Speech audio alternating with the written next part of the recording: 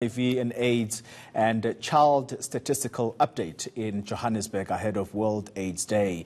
The update indicates how the lives of millions of children could be affected depending on the actions taken in the next 10 years. It'll include a forecast for 2030. eNCA's Zikhona Tshona joins us live now from Maboneng, and that's here in Johannesburg. Zikhona, good morning to you. So what can we expect from this report?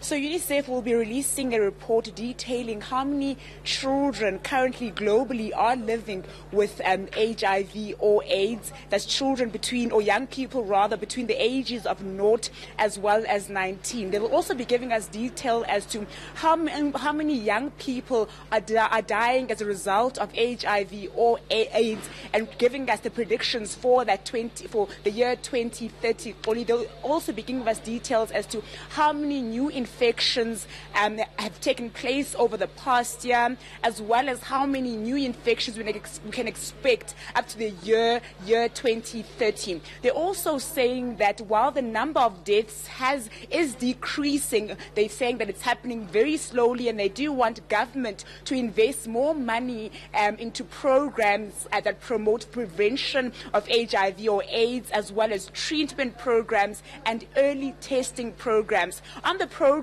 will also be a young person, 23-year-old Sandy Brown, who found out by mistake that she was in fact HIV positive at the age of 14, not knowing that she had actually transmitted the disease at birth. So she'll be giving her testimony. She's now an HIV/AIDS activist, so she'll be telling her story here today. UNICEF is saying that while the deaths are increasing, it is happening slowly. They want government to do more in terms of rolling out more money into those programs, as I've mentioned, for prevention as well as treatment. They're saying the trends up to now are showing that about 80 young people between the ages of 0 and 19 are dying every day as a result of HIV or AIDS, and they're saying that number is still too high, and certainly there needs to be more work done to bring that number down before the year